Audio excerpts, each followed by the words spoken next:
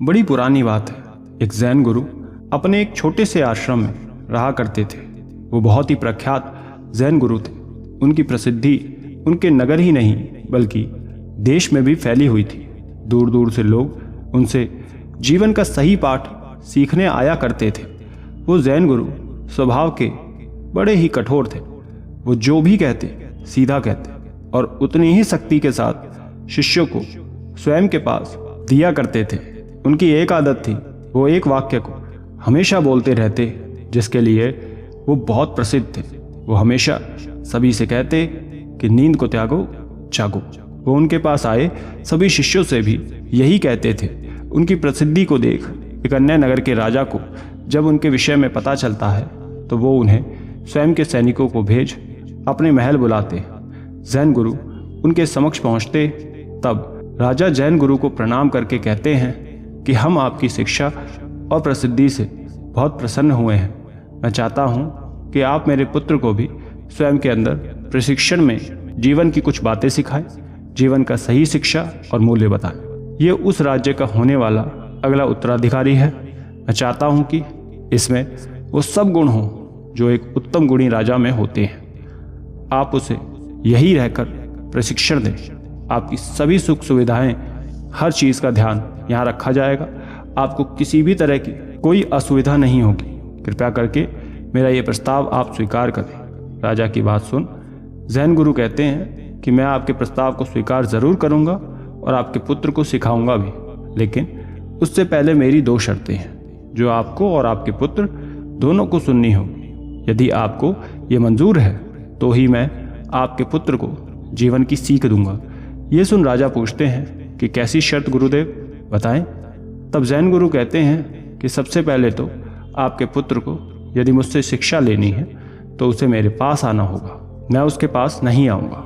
उसे मेरे साथ मेरे आश्रम में चलकर ही रहना होगा, वहीं उसकी शिक्षा होगी। मैं उसे अपने अनुसार हर तरह से शिक्षा दूंगा। आपके पुत्र को मेरे ढंग से चलना होगा जब तक उसकी शिक्षा पूरी नहीं हो जाती। राजा ये सुनकर कहते हैं कि आपकी दूसरी शर्त क्या है? तब जैन गुरु कहते हैं कि दूसरी शर्त के अनुसार जब तक आपके पुत्र की शिक्षा पूरी नहीं हो जाती तब तक आप उससे नहीं मिलेंगे, चाहे जितना भी समय लगे। ये सुन राजा कहता है कि लेकिन ये शिक्षा पूर्ण कब तक होगी गुरुदेव? तब जैन गुरु कहते हैं कि ये मैं नहीं, आपके पुत्र के भीतर की प्रतिभा बताएगी। यह उस पर पूरी तरह निर्भर करता है कि वो कितने समय में सीखता है। सीखने वाला 6 महीने में भी सीख सकता है और उसे वर्ष भी लग सकते हैं। राजा जैन गुरु की दोनों शर्तें मान जाता है और अपने पुत्र को उनके साथ उनके आश्रम भेज देता है। जब राजकुमार जैन गुरु के साथ उनके आश्रम पहुंचता है तो देखता है कि बहुत छोटी सी जगह में उनका एक छोटा सा आश्रम बना हुआ है, लेकिन वो दिखने में बहुत ही सुंदर है। प्रकृति की सुंदरता वहाँ दिख रही थी। वहीं दूसरी तरफ उनके कुछ शिष्य हैं जो उसी की तरह यहाँ उनके पास प्रशिक्षण ले रहे हैं। जैन गुरु उसे भीतर ले जाकर उससे कहते हैं कि कल से तुम्हारा प्रशिक्षण शुरू होगा। मैं एक तलवार लेकर उससे तुम्हारे ऊपर प्रहार करूंगा। तुम्हें स्वयं को उससे बचाना होगा। यदि तुमने बचा लिया तो ठीक, अन्यथा यदि चोट लगी तो उसके कारण तुम स्वयं होंगे। मैं तुम पर किसी भी समय वार कर सकता हूँ, सुबह शाम, खाना खाते समय या कोई काम करते समय। तुम्हें हर समय तैयार रहना होगा। तुम्हें स्वयं को हर समय जागृत रखना होगा। कभी भी तुम पर प्रहार हो सकता है। ये सुन राजकुमार कहता है, लेकिन मैं यहाँ तलवारबाजी सीखने नहीं आया बल्कि जीवन का पाठ सीखने आया हूँ। आप मुझे ये क्यों सिखा रहे हैं? ये सुन जैन गुरु कहते हैं कि मैंने तुमसे कहा था कि तुम प्रश्न नहीं करोगे। जैसा मैं कहूँगा वैसा करना होगा। जाओ, आज जितना आराम करना है कर लो। ये कह जैन गुरु अन्य शिष्यों के पास चले जाते हैं। अगले दिन से जैन गुरु राजकुमार का प्रशिक्षण शुरू कर देते हैं। वो जब कोई काम कर रहा होता या बैठा होता, वो पीछे से जाकर उसके ऊपर एक नकली लकड़ी की तलवार लेकर वार कर देते। शुरुआत में तो राजकुमार को बहुत चोट लगती है। कभी जैन गुरु की तलवार उसके पैर पर लगती, कभी माथे पर, कभी हड्डी पर चोट लगती तो कभी पसली पर। शुरुआत के महीने में उसने बहुत चोट खाई। उसे पता ही नहीं चलता कि कब उस पर प्रहार हो जाता है। वो प्रतिदिन उसी दर्द में प्रशिक्षण ले रहा था। धीरे धीरे राजकुमार ने स्वयं को जागृत करना शुरू कर दिया। अब जब जैन गुरु उसके पास प्रहार करने आते, वो तुरंत अपनी तलवार से उन्हें रोक देता है और स्वयं को बचा उन पर प्रहार कर देता, या फिर अपने आसपास स्वयं की सुरक्षा हेतु कुछ न कुछ रखता ताकि स्वयं को बचा सके। इसी तरह कुछ महीने बीत जाते हैं। अब राजकुमार का ये पाठ पूरा हो गया था। वो इसमें पूरी तरह निपुण हो गया था। अब जैन गुरु राजकुमार से कहते हैं कि अब वो नींद में वार के लिए स्वयं को तैयार रखे। वो नींद में उस पर वार करेंगे। ये सुन राजकुमार कहता है कि किंतु नींद में किसी को कैसे पता चलेगा कि उस पर वार हो रहा है।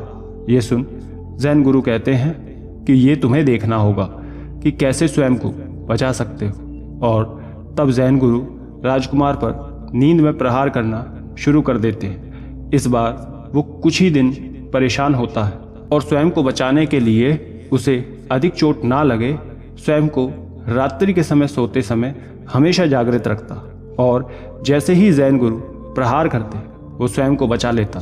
धीरे धीरे अब राजकुमार नींद में भी खुद को जागृत करने लगा था। अब वो पूरी तरह से जागृत हो गया था। किसी भी समय जब भी उस पर कोई प्रहार करता वो स्वयं को बचा लेता।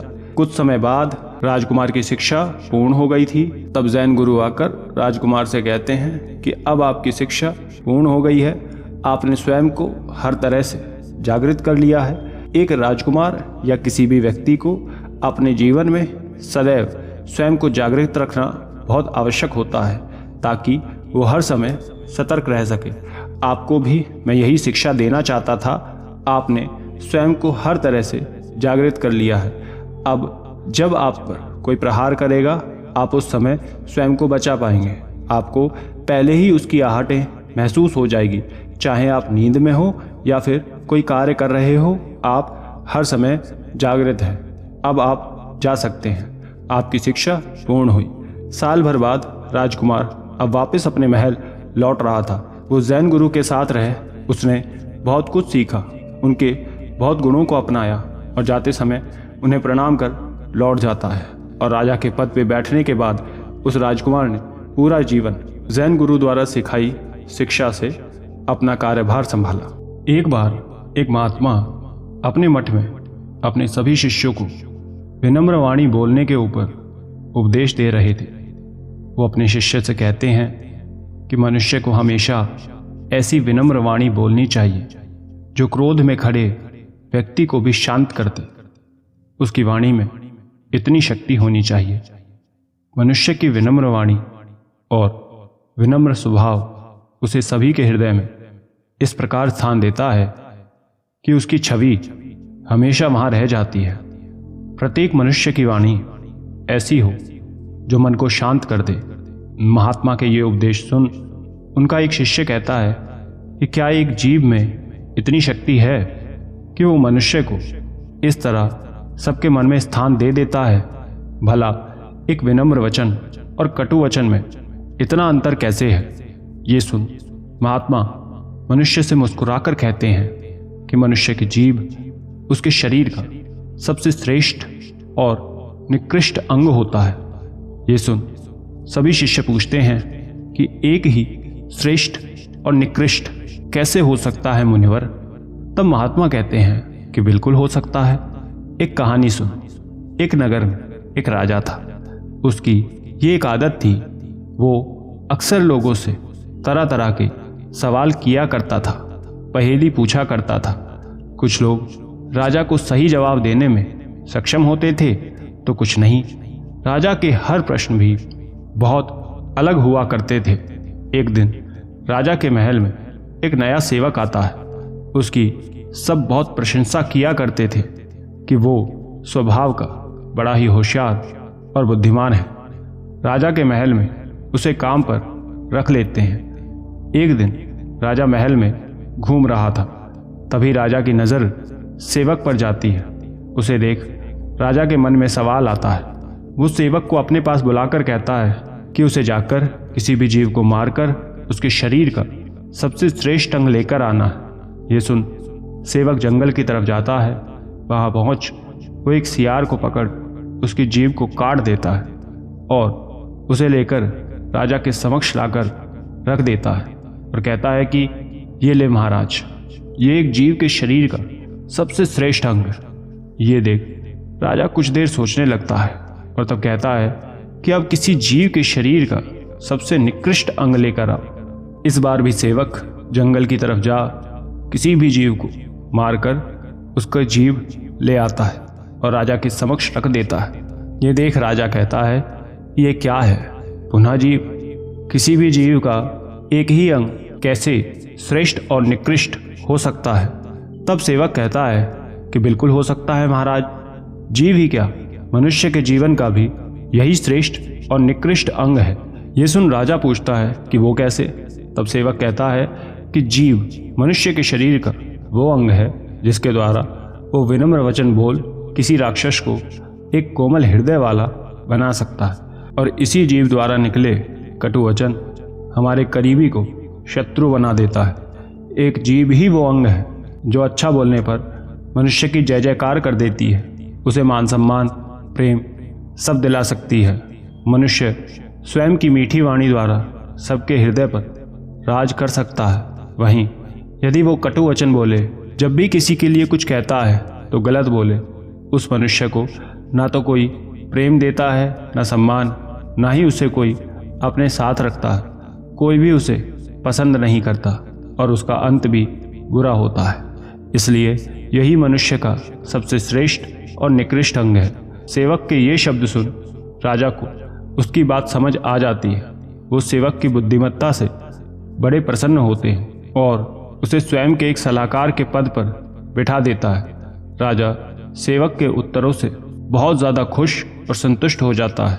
कहानी के अंत में महात्मा कहते हैं कि मनुष्य को उसके जीवन में आगे बढ़ने या फिर गिराने में उसके जीवा का बहुत विशेष महत्व होता है। मनुष्य द्वारा बोले गए अच्छे शब्द उसे आगे बढ़ने की प्रेरणा देते हैं, वहीं उसके कटु वचन उसे भीतर से निराश भी कर देते हैं। यदि प्रत्येक मनुष्य एक दूसरे के प्रति इतना विनम्र स्वभाव रखे, एक दूसरे से प्रेम भाव के साथ बात करते हैं, उनके बीच कभी किसी तरह की ना तो कोई ईर्ष्या होगी और ना कोई द्वेष। इसके विपरीत यदि आप सबसे असभ्य ढंग से बात करेंगे तो सभी आपसे नफरत करेंगे और आपकी छवि एक बुरे इंसान के रूप में बन जाएगी। इसलिए हर एक व्यक्ति को सोच समझकर विनम्र शब्दों के साथ एक दूसरे से बात करनी चाहिए। स्वयं की जीव को ऐसा बना दें कि वो जब भी कोई वचन बोले तो सभ्य हो, ना कि असभ्य। यदि वो किसी को अच्छा नहीं कह सकता तो बुरा भी ना कहे। आपके यही विनम्र बोल आपको सबके करीब करेगा। महात्मा का ये उपदेश उनके सभी शिष्यों को समझ आ जाता है कि मनुष्य के शरीर का एक छोटा सा अंग जितना श्रेष्ठ है उतना ही निकृष्ट भी। ये आप पर निर्भर करता है कि आप स्वयं कैसे वचन का उच्चारण करते हैं। आशा करते हैं इस कहानी से आपने बहुत कुछ सीखा होगा और भी ऐसी जानकारियों के लिए स्क्रीन पर दिखने वाली कहानियों को एक बार ज़रूर सुन लें। धन्यवाद।